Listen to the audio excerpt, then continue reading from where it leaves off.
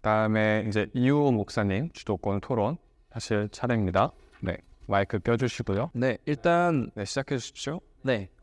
저는 이제 이창욱 목사님께서 말씀하신 부분에 대해서 조금 간단하게 설명을 하고 그리고 이제 다음 질문으로 넘어가겠습니다. 일단 김영현 변호사님, 저는 잘 모르시니까 저한테는 아무 질문 없으니까 김영현 변호사님을 조금 대변을 하자면 제가 만약 김영현 변호사님이 정확한 때에 대해서 얘기하고 그날에 예수님이 오신다라고 얘기를 하고 있고 정확하게 2030년부터 그레이트 리셋으로 인해서 7년 대환란이 시작된다라고 한 번이라도 설교를 하셨다면 저도 김영현 전도사님과 함께하지 않았을 것입니다. 이것은 김영현 전도사님의 설교를 처음부터 끝까지 제대로 들어보지 않고 악의적으로 편집한 악마의 편집 영상들을 통해서 얻을 수 있는 근거라고 생각을 하고요. 시한부 종말론의 진짜 문제는 특정 연도를 언급한 것 자체만으로 문제가 되는 것이 아니라 결국 특정 연도를 언급하며 정확히 그때 그 시에 예수님이 오신다라는 것을 얘기하고 그리고 성도들로 하여금 공포와 두려움을 주며 현재 삶을 포기하고 마치 다미성교회처럼 자기의 삶을 다 정리하고 혹은 방탕한 삶을 살게 하는 그런 행태가 저는 문제가 된다. 그것이 진짜 시한부 종말론이자 이단이라고 생각을 합니다. 그러나 김영현 전도사님 교회가 주장하는 바는 일단 첫 번째는 정확한 때와 시에 예수님이 오신다라고 발언하신 적이 단 한 번도 없습니다. 그 부분에 대해서는 제가 확실하게 증거를 설 수 있고요. 특정 연도를 언급하는 것은 당연히 2030년부터 그레이트 리셋이라는 그 세계 그림자 정부에서 어떤 준비하는 행태들이 보이고 있으며 그런 징조들이 보이고 있기 때문에 우리가 그때를 조심해야 하고 경계해야 되고 준비해야 된다라고 얘기하는 것뿐이지 정확히 그때부터 7년 대환란이 시작된다라고 얘기하신 적은 없습니다. 그때 시작될 수도 있기 때문에 우리는 정확하게 준비를 해야 된다라고 얘기를 하고 있고요. 그 말씀하신 내용 중에 이제 요한계시록은 초대교회 이야기라고 말씀을 하셨는데 그럼 혹시 그 요한계시록 그 마태복음 예수님께서 말씀하신 마태복음서나 다니엘서를 제외하고 요한계시록은 그러면 초대교회 이야기로 끝나는 것인가요? 아니면 우리 현재를 살아가고 있는 우리에게도 어떤 종말에 대한 메시지를 주고 있는 것인가요? 우리에게도 해당된다. 그렇죠. 그럼 우리에게 해당된다라고 해석이 성경은 분명히 현재 그 과거에 사는 사람에게도 현재를 살고 있는 사람에게도 미래를 살고 있는 사람에게도 동일하게 적용되어야 된다라고 생각을 합니다.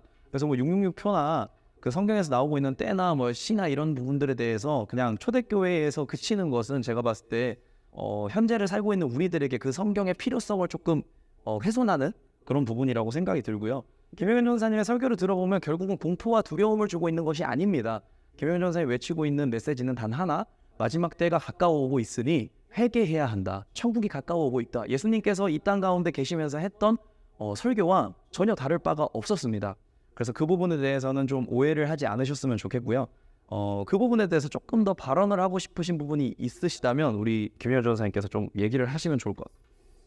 이청우 선생님 뭐가 두려워서 장소에게 가능한 건가요, 이거? 이거 안 될 것 같은데 이거? 질문을 던져주는데 질문. 왜 이게 뭐가 잘못된 거야? 다른 질문 방법이 네, 좋습니다. 네. 해야 될 것 같은데 지금 지나갔습니다. 오케이.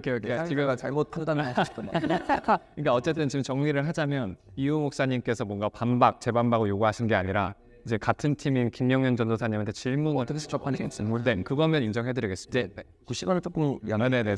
네. 지혜로우시네. 네, 일단 이창호 목사님이 말했던 부분들은 너무 옳토거리가 없는 얘기죠. 우리 채널에 들어오신 분들이라면 제 설교를 다 들었던 분이면 당연히 그렇게 생각하지 않습니다. 저는 어떤 재림에 대해서 특정한 적 전혀 없고요. 예수님이 언제 온다고 말하는 건 이단이라고 수없이 제 입으로 얘기했습니다. 다만 마태복음 24장에서 인자가 문 앞까지 온 거는 징조를 통해 안다고 말했습니다. 그래서 예수님이 언제 오실지 모르지만 예수님 오심이 가까우고 있다고 얘기를 했고 이 이야기는 저만 하고 있는 게 아니라 초대교회 성도들 특별히 요한계시록 맨 마지막에서 말하는 구절이 무엇입니까? 마라나타 주여 속히 오시옵소입니다. 그렇기 때문에 우리는 예수님의 오심을 기다리는 게 당연한 거고 이창호 목사님 말씀대로라면 환란 전 휴거만 맞고 환란 후 휴거는 이단이다. 이거는 말도 되지 저는 않습니다. 휴거를 인정하지 않습니다. 환란 후 휴거가 왜 이단이라고 말씀하시냐면 특정에 지어진다고 생각하기 때문에 그런데 특정이 지어지지 않았습니다. 7년 후 언제 오실지 아무도 알지 못합니다. 그리고 나서 7년 후에 이것은 성경을 잘못 해석하고 원어를 모르기 때문에 나오는 이야기인데 슈어라는 말은 파루시아라는 말입니다. 이스라엘이 결혼할 때 일어나는 일은 뭐냐? 신랑이 모친을 걸 영접하라고 슈어하는 거지 올라가는 개념이 아닙니다. 천년왕국이 이 땅에서 일어납니다. 그래서 우리가 올라가서 신랑 대신 예수님을 영접하고 이 땅에 내려오는 겁니다.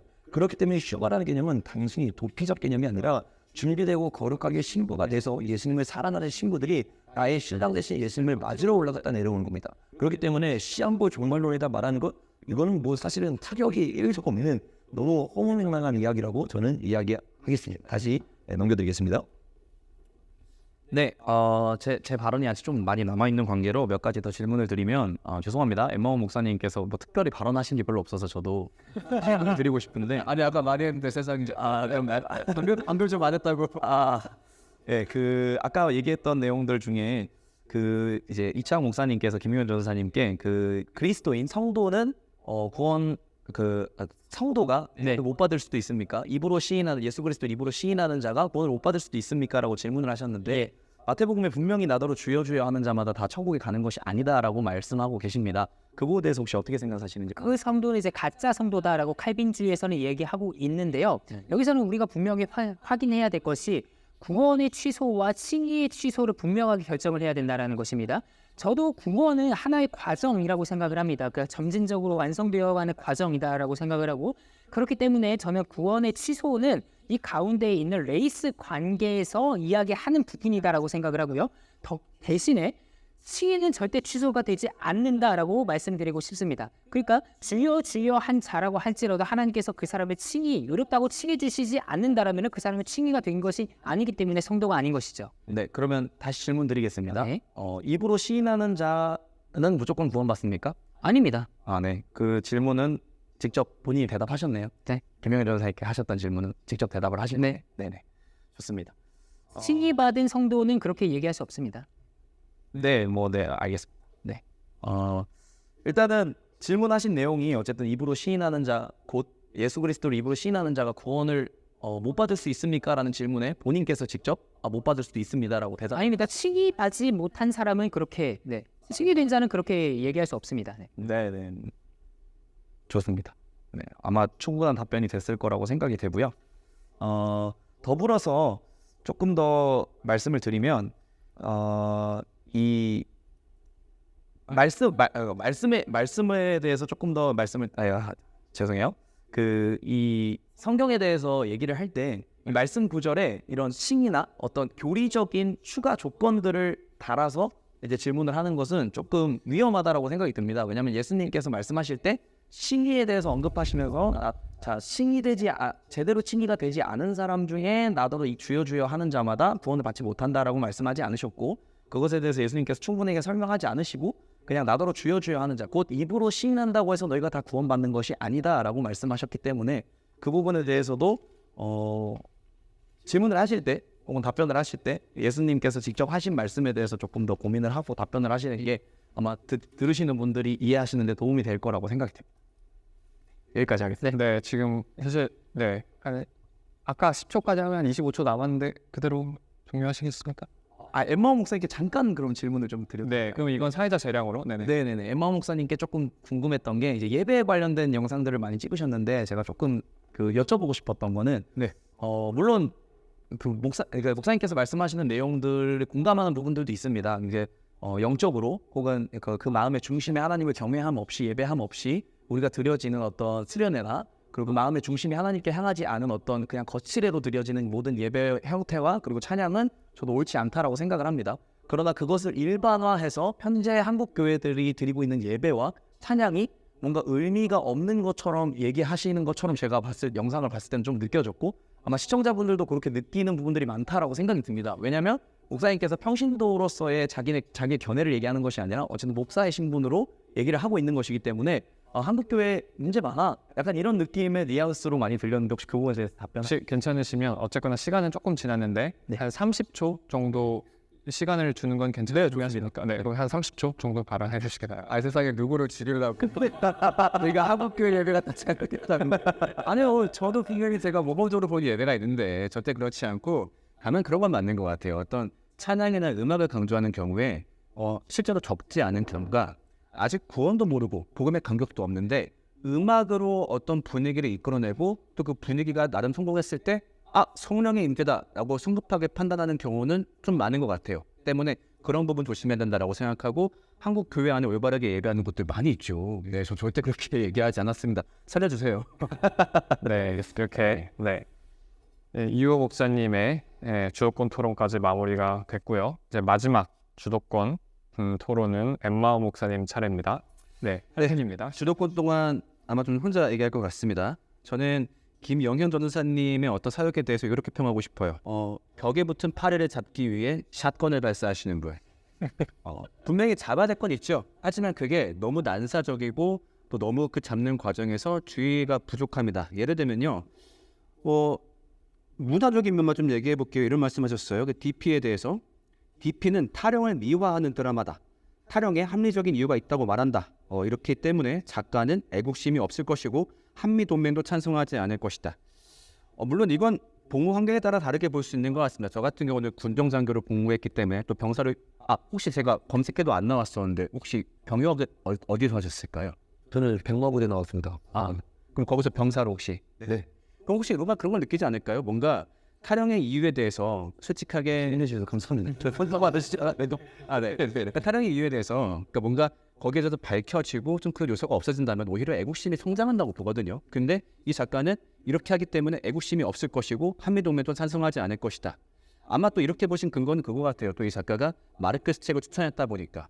근데 이것도 좀 성급하다고 보는 게 마르크스 책을 추천했기 때문에 이 사람은 마르크스 주의자다. 이것도 다른 문제 같거든요. 역시 알아볼 여지가 있는 건데 아예 단독으로 영상을 제작해서 DP는 마치 어떤 사단의 계략인 것처럼 그런 부분 좀 아쉽습니다. 그리고 또 하나 레이디 가가가 공연하고 나서 자살률이 급증했다. 이건 자료를 도저히 찾을 수가 없었어요. 제가 영어 자료까지 검색했는데 다만 이렇게 주장하는 한국 기독교의 주장을 본 적이 있어요. 그러니까 그런 건 있습니다. 이게 레이디 가가가 공연 중에 자살 퍼포먼스를 하죠. 왜냐면은 그 팬 중에 한 명이 학급 폭력으로 자살했기 때문에 거기에 대한 어떤 경각심을 만드는 노래 때문에 그런 걸 했던 거지 공연했던 도시의 자살률이 급증한다 이런 자료는 없습니다. 자, 그 다음에 이제 백워드 마스크에 대해서도 상당히 주의 깊게 다뤘어요. 애프터 스쿨, 티아라, 레드벨벳, 트와이스, 콩순이 모두 이제 어떤 이제 사탄의 계략이 좀 있다. 그래서 뭐 예를 들면 뭐 애프터 스쿨 같은 경우는 음악을 거꾸로 돌려봤더니 어느 늦은 밤의 마귀의 웃음이, 뭐 레드벨벳 노래는 예쁜 예수 그리스도는 맨밑이다. 트와이스는 하나님을 없네 혐 씹을 수완 미친놈 믿을 수완. 자, 근데 이 말소리라는 게 사람마다 굉장히 다르게 해석하지 않습니까? 우리 최근에 그거 봤었죠. 윤석열 대통령이 바이든 쪽팔려서 어떡하냐, 누군가는 바이든 날리면 어떡하냐.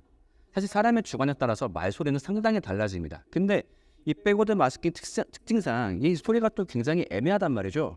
근데 그 애매한 소리를 최대한 나쁜 소리만 찾아서 사실 뭐 그런 가능성이 없진 않을 거예요. 진짜로 일부러 어떤 악마적인 메시지 심었을 수도 있겠죠. 그렇지만 동시에 그러지 않았을 가능성도 만만치 않지 않습니까? 사실 아이돌의 한 팀이 데뷔하는데 투자 비용이 10억에서 20억입니다. 이거 들키면 싹 다 날아갈 수 있는데 굳이 제작자 입장에서 그걸 넣을 이유가 많지는 않다고 보거든요. 그리고 또 하나, 이런 것들이 알려지면 위험해. 여러분들 이거 알려지면 위험해요 라고 하고 내용을 또 알리시죠. 그래서 그때 학생들 앞에서 이런 걸 다 공개하셨습니다. 콩순이 노래를 돌려봤더니 나 예수 믿나 봐. 어디 씨발색. 빨리 예수 잘라. 아니 이런 거 노출되면 안 된다면서요. 애들 앞에서 이런 거를 노출하시고. 자, 그러니까 이런 것들도 너무 성급하다라고 하는 거죠. 자, 그 다음에 그래서 이런 것들이 결국 복음과 세상의 거리를 벌린다고 생각을 합니다. 최소한 이런 지적을 받으신 분들, 여기 나온 뭐 애프터스쿨, 레드벨벳, 트와이스 이런 분들이 만약에 이 영상을 봤다라고 한다면은 절대 교회는 안 갈 것 같습니다. 갑자기 교회에서 나를 악마로 몰아세운 거니까요. 그러니까 여기까지는 제가 인정할 수 있을 것 같습니다. 이러한 가능성이 있다. 근데 가능성을 넘어서 여기에 사탄의 미혹이 있고 계략이 있고 이거는 너무 저 성급하다고 생각을 합니다. 그리고 마지막 하나 제가 좀 부탁드리고 싶은 게 있는데 혹시 정혜민 목사님께 좀 미안하지만 사과하실 의지가 있을까요? 왜냐면은 자, 저는 밝히지만 정혜민 목사님이 뭐 종북이고 좌파적 성향을 가지고 있고 누구랑 친하고 전 다 관심 없어요. 다만 그것만 놓고 얘기하자는 거예요. 정혜민 목사님은 어쨌든 그루밍 성범죄의 피해자들을 도왔고 그루밍 성범죄는 법원에서 사실로 확인이 되었고 그런데 전도사님께서는 그 행위에 대해서 교회를 무너뜨리는 행위다라고 얘기했어요. 물론 그때는 법원의 판결이 안 났기 때문에 그렇게 말했을 수도 있다고 생각을 해요. 하지만 법원의 판결이 나면서 그것이 명백한 죄임이 밝혀졌어요. 그렇기 때문에 최소한 그의 사역이 교회를 무너뜨리는 행위였다는 것은 조금 내가 과했던 것 같다. 혹시 가능하겠습니까? 아니 그 이성 아까 그 말했던 그 성범죄 문제에 대해서 만약에 법원의 판결이 그렇게 나왔다면 당연히 그 부분에 대해서는 제가 그렇게 이야기할 수 있겠지만 아까 말했던 것처럼 이게 한국교회를 무너뜨리는 일환으로 작용했다는 것에 대해서는 제가 철회할 마음이 없습니다. 그 부분에 대해서 왜냐하면 제가 자료들 제가 제 시간이 아니라서 다 나눌 수는 없지만 제가 나중에 영상을 따로 올려드리겠습니다. 이 영상을 보면 제가 하는 말이 정확하게 어떤 의미에서 하는 말인지를 이해할 수 있을 거라고 충분히 생각합니다. 자, 봐봐요. 어쨌든 우리가 이 사과 문제만 놓고 본다면 구름이 성범죄 피해자를 도왔어요. 사실이고 도왔는데 이게 한국교회를 무너뜨린다. 예를 들면은 정혜민 목사님이 이것 말고 바깥에서 뭐 다른 뭐 소위 말하는 좌파 뭐 어떤 단체들과 어울리고 이것이 한국교회를 무너뜨렸다라고 한다면은 저도 뭐 이견의 여지는 있습니다만 말할 수 있다고 생각을 해요. 하지만 어쨌든 분명히 발언 중에 그 행동이 한국교회를 무너뜨린다라고 말을 했어요. 이것만큼은 정정이 필요하지 않을까요? 아까 말씀드렸잖아요. 그 부분에 대해서는 제가 충분히 정정을 할 수 있지만 네. 그 말고 그 외에 아니 그럼 거기까지만 갑시다. 네네. 말써 네네. 한번 제가 좀 만약에 괜찮다고 한다면은 좀 공개적으로 한번 깔끔하게 말씀하시면 좋겠어요. 그때 급하다. 최영 목사님 그 부분에 대해서 혹시 상처를 받았다면 정말 죄송하게 생각합니다. 그러나 한국교회에 대해서 좀 살리자리는 그러니까 보세요. 이게 참 이런 일이 너무 많아요. 실제로 정혜민 목사님은 그 영상 때문에 강연이 엄청나게 취소가 됐고 엄청나게 많은 사이버 불림을 당했어요. 정혜민 목사 저거 별거 아닌데 구름의 성모대 트집 잡는 거야. 목사님, 전도사님께서 의도치 않더라도 전도사님이 가지고 있는 영향력이 있지 않습니까? 때문에 어떤 사람이 잘못되었다라고 했을 때 혹은 어떤 행위가 잘못되었다라고 했을 때 분명히 팩트 체크가 조금 더 돼야 되고 혹은 그 사람이 잘못했다라고 말을 할 때도 샷건을 쏘는 게 아니라 딱 파리채만 갖고 와서 탁 때리는 게 필요하다고 생각합니다. 그런 점에서 사실 다른 분들도 너무 아쉬운 게 많죠. 뭐 김디보대 목사님이 종북이다. 뭐 역시 이견의 여지가 있습니다만 최소한도 종북으로 보인다. 디모데 목사님 미안해요. 아까 통화했는데 종북으로 보인다까지는 모르겠어요. 그렇지만 종북이고 사탄의 괴력이고 좌파 간첩이고 이런 거에 있어서만큼은 제발 좀 표현을 조심해주면 좋겠습니다. 저는 개인적으로 김영환 전도사 미안해요. 김영환 전도사님의 사역이 의미가 있다고 생각을 해요. 뭐 솔직히 말하자면 제가 절대 품을 수 없는 사람을 품어주시는 게 있습니다. 때문에 저희는 공존하고 싶어요. 그러면 공존할 때 어떤 최소한의 선이 좀 있으면 좋겠어요. 때문에 사탄이다, 적그리스도다, 이단이다, 잘못된 것으로 보인다, 동의가 안 된다, 공산주의로 번질 위험이 있다 식으로만 얘기하더라도 우리가 함께 공존을 도모할 수 있지 않을까 생각합니다. 답변 간단하게 부탁드립니다. 네, 어떤 의미들 이제 충분히 다 이해를 했고요. 만약에 그렇게 이제 제가 표현을 유순하게 해서 바뀔 수 있는 부분이 있다면 같이 바뀌어서 정말 한국교회를 나아갈 수 있다면 좋은 바람인 것 같습니다. 좋습니다. 네네. 네, 이렇게 마지막에 훈훈하게 끝나니까 좀 어색하네요. 네, 이렇게 4라운드가 모두 끝났습니다.